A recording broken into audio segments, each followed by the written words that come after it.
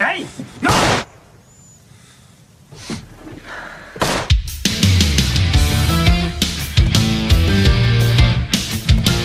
Halo Sobat Film, bertemu lagi bersama saya yang akan kembali membahas sebuah alur cerita film action menarik yang pastinya akan sangat seru untuk kalian tonton. Dan film yang akan kita bahas kali ini berjudul Daripada Penasaran, bagaimana kalau kita langsung saja ke TKP.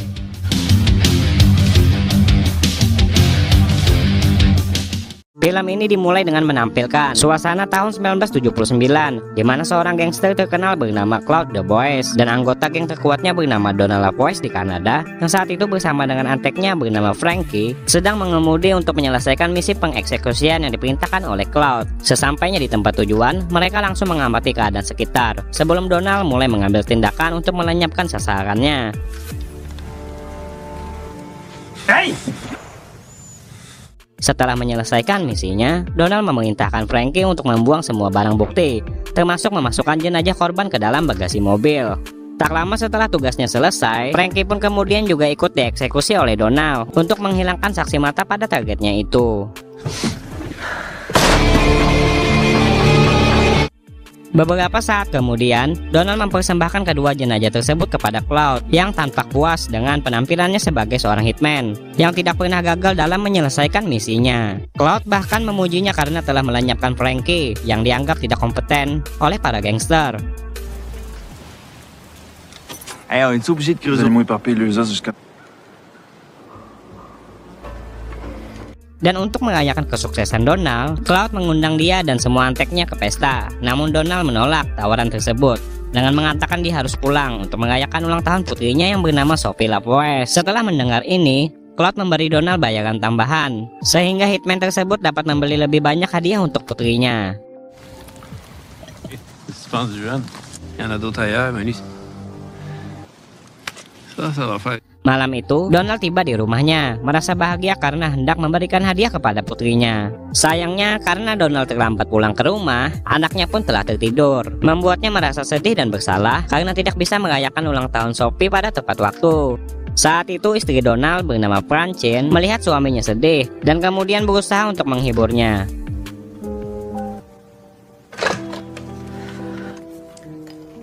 Keesokan harinya, Donald bertemu dengan saudaranya bernama Carl yang baru saja dibebaskan dari penjara setelah ditangkap karena menjadi preman yang menyebabkan masalah di lingkungan sekitar. Saat itu, Carl membujuk Donald untuk mengizinkannya bergabung dengan gengnya Claude. Donald yang khawatir Carl akan ditangkap lagi oleh polisi, awalnya menolak permintaan adiknya. Namun setelah dia merasa kasihan pada Carl yang menganggur itu, dia akhirnya membiarkan Carl untuk menjadi anggota gengnya. On verra après. Mais pas plus. Je suis fucké, là. Je te garde ton sang-froid. Di hari yang sama, Donald setelah bertemu dengan Claude menerima perintah lain untuk menagih hutang dari salah satu klien Claude bernama Martin. Dan ketika Donald bertemu dengan Martin untuk menanyakan tentang hutangnya, dia malah menghina Claude dan mengusir Donald, mendorong Donald untuk memerintahkan adiknya dan yang lainnya untuk memberinya pelajaran. On redérape. Qu'est-ce que tu fais là-dedans? Dan setelah melihat Martin yang telah bonyok itu, Donald memperingatkannya untuk segera membayar hutangnya, mengancam akan melenyapkannya jika dia menimbulkan masalah lagi. Tidak lama kemudian, Donald tiba-tiba meminta Carl untuk keluar saja dari gengnya Claude dan segera mencari pekerjaan lain. Rupanya, Donald terpaksa melakukan hal tersebut karena melihat Carl yang lebih mengandalkan otot daripada otak dalam pekerjaannya. Donald khawatir jika Claude mengetahui cara kerja Carl, gangster tersebut akan menghukum atau bahkan melenyapkannya. C'est pas ça.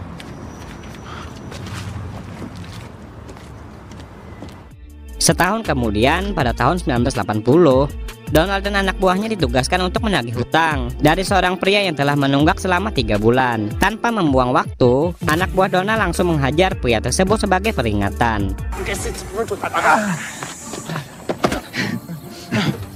La valeur sympathie. Tu vois? Dan setelah menyelesaikan tugasnya, Donald kemudian menemui Claude untuk melaporkan pekerjaannya dan menunggu perintah lebih lanjut darinya apakah ia harus menghilangkan debitur tersebut atau tidak. Di kesempatan lain, Donald kembali bertugas untuk melenyapkan seorang klien yang hutangnya sudah lama jatuh tempo. Dan sesampainya di rumah target, Donald pun langsung menghabisi pria tersebut dengan menembaknya dan juga menikam kekasihnya hingga berkali-kali. 24 heures.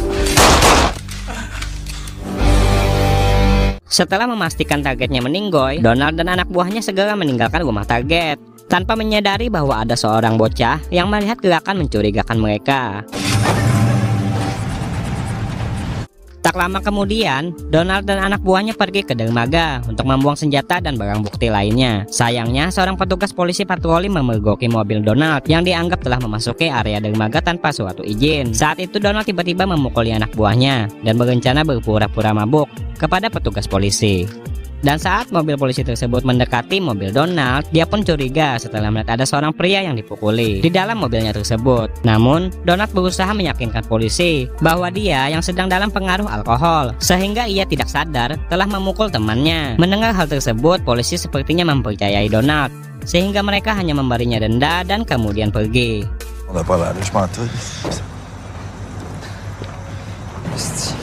Malam berikutnya, Claude menelepon Donald dan memberitahunya bahwa polisi telah menemukan kasus yang telah dilakukannya, hingga menjadikan mereka berdua sebagai buronan nasional. là? Ça. 5 minutes de circonstanciel, puis quand ça s'accumule. Claude memberi Donald dan anak buahnya yang terlibat dalam kasus itu sejumlah uang untuk membantu mereka bertahan hidup saat dalam pelarian. Terlihat anak buahnya Donald di sini malah berbicara seperti menyalahkan Claude sebagai dalang utama dalam kasus tersebut. Mendengar pernyataan itu, Donald pun mulai merasa tidak senang dengan perlakuan anak buahnya tersebut terhadap Claude, jadi dia pun langsung mengeksekusinya. Melihat Donald yang membelanya, Claude pun merasa bersyukur karena dia telah mempunyai tangan kanan yang begitu setia kepadanya. C'est là pour tenir un petit bout là. Fermer sa gringuelle. Sekembalinya dari markas geng, Donald menelepon istrinya dan memintanya untuk segera membawa beberapa barang miliknya ke lokasi terpencil, di mana dia akan menunggunya. Dan ketika istrinya tiba, wanita tersebut malah marah kepadanya karena telah menjadi buronan dan khawatir hal itu akan membahayakan nyawa putri mereka. Donald yang merasa kewalahan tiba-tiba menjadi marah dan menganiaya istrinya, menyuruh istrinya tersebut untuk tidak mengungkit masalah tersebut. Dia kemudian memerintahkan istrinya untuk segera pulang sebelum ada yang melihat mereka. Dengan marah, istrinya pun meninggalkan Donald yang memilih untuk meninggalkan kota untuk sementara waktu hingga situasi mulai tenang. Ferme ta gueule.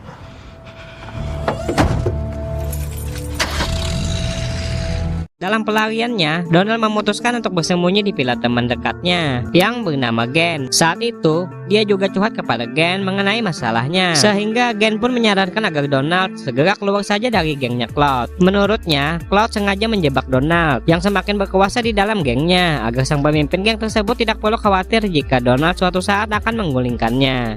Setelah mendengar perkataan Gen, Donald pun mulai bertanya-tanya apakah Claude benar-benar menjebaknya, padahal dia selalu setia dan berusaha menyelesaikan setiap misi yang diberikan oleh Claude kepadanya.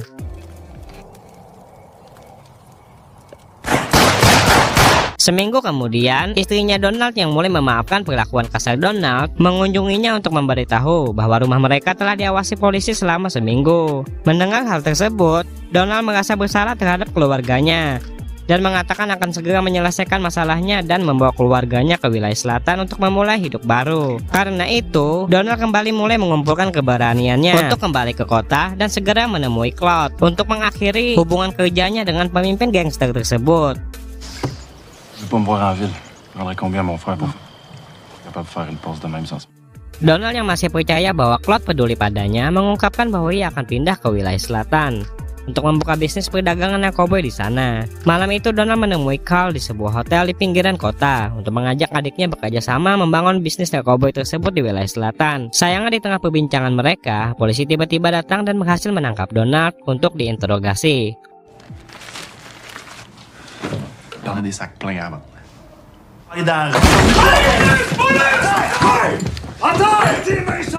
Terlihat seorang petugas bernama Roger Burns datang dan menginterogasi Donald tentang kasus yang dilakukan oleh hitman tersebut.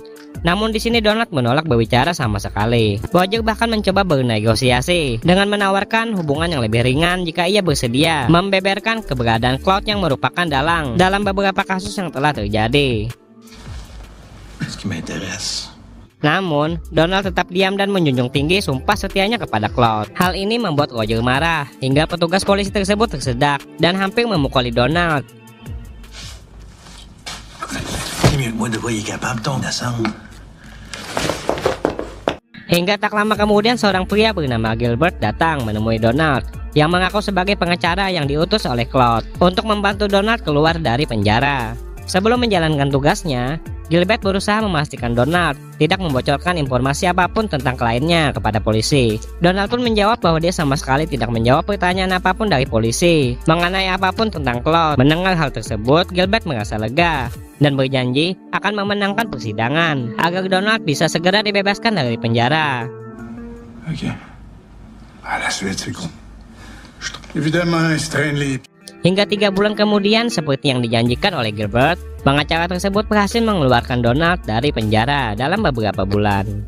Donald merasa senang dan segera kembali ke rumah, di mana istri dan putrinya menyambut hangat kepulangannya. Carl pun hadir menyapa sang kakak yang baru saja keluar dari penjara dan mengabarkan hal tersebut selama Donald yang berada di penjara. Namun diam-diam dia berhasil menanam tanaman cowboy dan mulai menjalankan bisnis ilegal tersebut seorang diri. Carl kemudian mengajak Donald untuk pindah ke wilayah selatan agar mereka berdua bisa mengembangkan bisnis ilegal yang menguntungkan itu. Mendengar hal tersebut, Donald tak percaya adiknya berhasil mengembangkan tanaman tersebut menjadi obat-obatan terlarang yang dijual di pasaran. Selain itu, Donald pun setuju dengan gagasan Carl untuk pindah ke selatan untuk memulai hidup baru.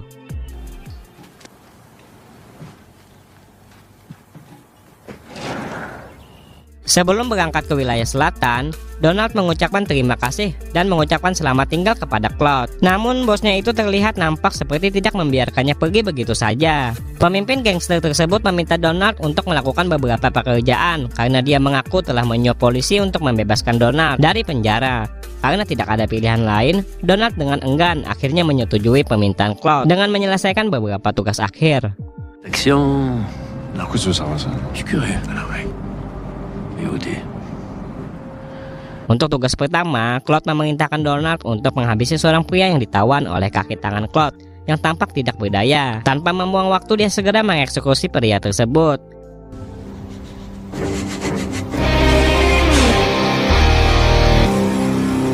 Hingga tak lama kemudian, Claude meminta Donald untuk melakukan pekerjaan lain. Namun, dia terkejut ketika Claude memerintahkan bahwa dia harus menghabisi Cole yang tak lain adalah adiknya sendiri, dengan alasan bahwa Cole telah mengambil pelanggan setianya. Jika Donald tidak menyelesaikan misinya, Claude mengancam akan menghabisi dia dan keluarganya. Saat itu, Donald tidak pernah menyangka tentang Claude yang selama ini ia bela akan begitu kejam. Namun sekali lagi, ia tidak bisa menolak perintah pemimpin gangster tersebut. Ça ne peut pas faire la job. Il n'y aura aucune... Il ne viendra pas débarrasser. Hingga keesokan harinya, Donald mendapati Cole sedang sibuk mengurus pabrik narkoboy miliknya dan memberitahunya bahwa bisnisnya semakin terkenal tanpa menyadari bahwa dia telah mencuri pelanggan dari Claude.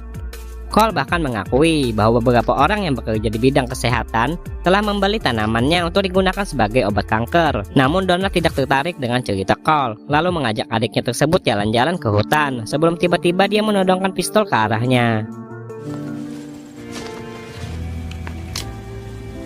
Namun di sini, Donald tentu saja tidak tega untuk menghabisi saudaranya itu. Hingga pada akhirnya dia pun memutuskan untuk tidak mematuhi perintah Claude dengan meminta adiknya tersebut untuk segera melarikan diri dan bersembunyi hingga situasi aman. Écoute mon donc. Sinon je te tue. Donald kemudian memalsukan kematian saudaranya dan membakar semua tanaman cowboy yang Cole budidayakan untuk mencegah Claude mengejar keluarganya.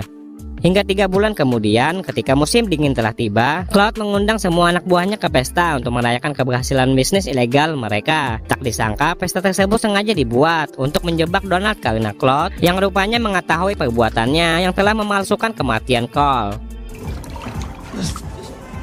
Raconte-moi ça. La loyauté, Toujours. Anak buah Claude segera mengepung Donald, mendorongnya untuk melarikan diri dari markas gangster tersebut. Untungnya Donald berhasil melarikan diri dari para anak buah Claude dan segera membawa istri dan putrinya ke rumah Jen untuk bersembunyi sebentar.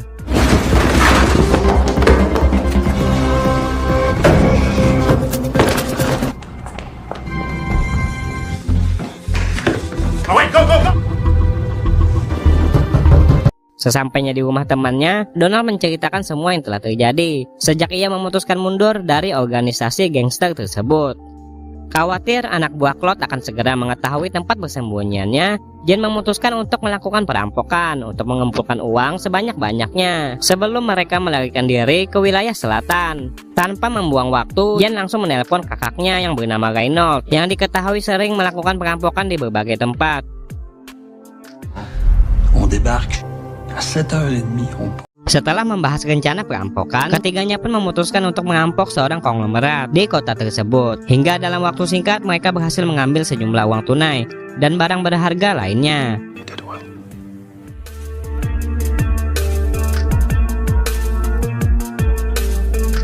Di hari lain, berita perampokan di rumah konglomerat itu pun akhirnya telah diberitakan di berbagai macam radio. Namun Donald sama sekali tidak khawatir karena polisi tidak bisa melacak keberadaannya. Merasa bahwa polisi tidak akan datang ke rumah Jean yang terpencil itu, sang hitman dengan santainya kemudian pergi ke hutan untuk mencari pohon Natal. Tanpa menyadari, pada saat yang sama, terlihat beberapa mobil polisi yang berpatroli melewati hutan, melihat buronan mereka, hingga pada akhirnya Donald pun berhasil tertangkap.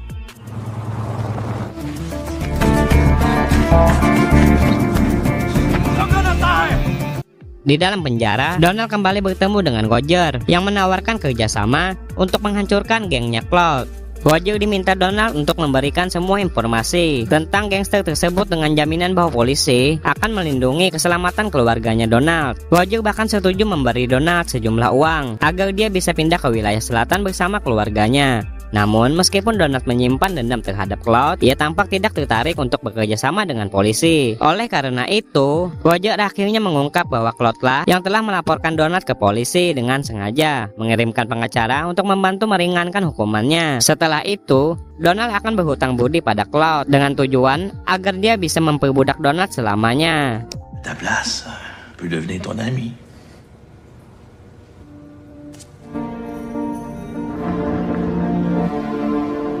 Mendengar hal tersebut, Donald akhirnya bersedia membantu polisi dengan syarat Roger harus memenuhi janjinya untuk menjamin keselamatan keluarganya. Roger kemudian berjanji akan memenuhi semua permintaan Donald, dan sebelum pergi, petugas polisi itu memintanya untuk menolak pengacara yang nantinya akan dikirim oleh Claude yang diketahui akan datang ke penjara. Donne-moi du concret pour ma femme. Promettre que je suis pas capable de livrer. Ma gang, on travaille là-dessus. On deal. Seperti dugaan Roger, Gilbert kembali datang menemui Donald untuk memberitahukan bahwa dia akan segera bebas seperti semula. Donald yang tidak lagi mempercayai Claude dan pengacaranya kemudian menolak bantuan Gilbert dan malah menyatakan perang terhadap Claude. Moi, je ne manquerai pas.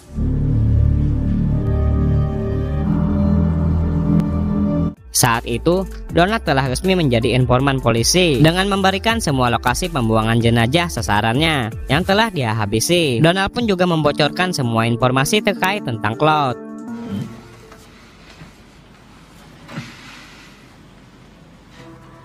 Di kesempatan lain, Roger mengantar Donald mengucapkan selamat tinggal kepada istri dan anaknya karena mereka akan dievakuasi ke tempat yang aman, yang tentunya di bawah perlindungan polisi. Hingga pada akhirnya, Donald terpaksa berpisah sementara dengan keluarganya itu demi keselamatan mereka. Sayangnya, tanpa kehadiran keluarganya, Donald yang mendekam di penjara tampak semakin kesepian. Hingga pada suatu hari, Roger berusaha menghibur Donald dan meminta bantuan hitman itu untuk mengubah penampilannya agar bisa leluasa melakukan penyelidikan dengan polisi tanpa diketahui oleh anggota gengnya Claude.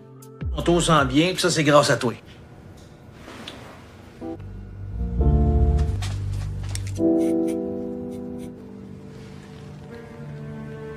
Hingga pada puncaknya di akhir film terlihat Claude akhirnya berhasil ditangkap oleh polisi dan dijatuhi hukuman selama 25 tahun penjara setelah semua kejahatannya yang kini telah terungkap. Sedangkan Donald hanya dipenjara beberapa tahun karena perannya yang kini telah membantu polisi. Film pun akhirnya selesai, benar-benar ending yang begitu mengagumkan.